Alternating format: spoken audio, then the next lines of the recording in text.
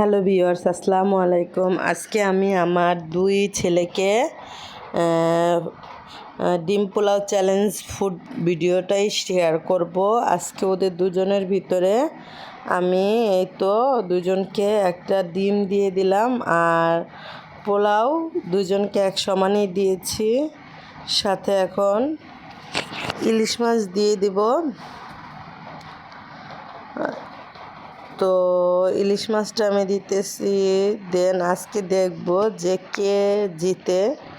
তো ছোটটা বলতেছে যে আজকে আমি জিতব, বড়টা বলতেছে না তুই না আমি। তো আমি বললাম যে বাবা, বড় হলে স্যাক্রিফাইস করতে হয়, কারণ স্যাক্রিফাইসের একটা থাকে। তো আমার বড় ছেলেটা এখন তাদের দেখি তাদের ভিতরে কি মনোভাব, যে আসলে তাদের ইচ্ছাটা কি। দেন এই তো এখন আমার দুই ছেলে, আমি সব খাবার দিয়ে দিলাম, সাথে একটু সালাদ দিয়ে দিব, লেবু আর শসা যেহেতু কেটেছিলাম ওইটাও দিয়ে দিব। দিয়ে তাদের আমি স্টার্ট করাবো। দেন এতে স্টার্ট করব।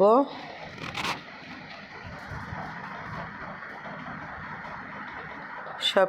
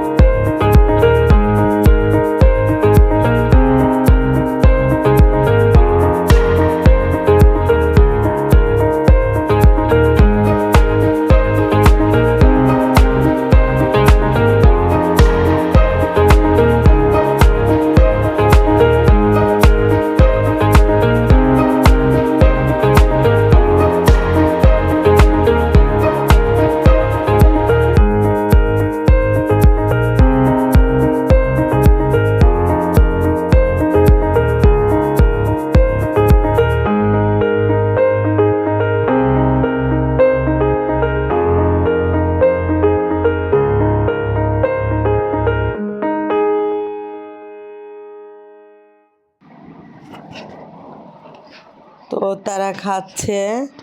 আমরা দেখি যে খাবার প্রায় শেষের দিকে কে জিতে।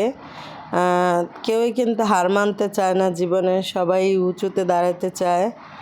সো যতই বলে না কেন যে তুমি বড় হয়েছো বা কি, যার যার শেষে চলে। তো দেখি যে কে জিতে। তো মানুষের জীবনে যদি ইচ্ছা থাকে, ইচ্ছা থাকলে আল্লাহ ঠিক তাকে ওই জায়গায় নেয়, বা ইচ্ছা থাকলে উপায় হয়। এটা আমরা ছোটোবেলায় ভাব সম্প্রসারণও পড়েছিলাম। সো তারা খাচ্ছে।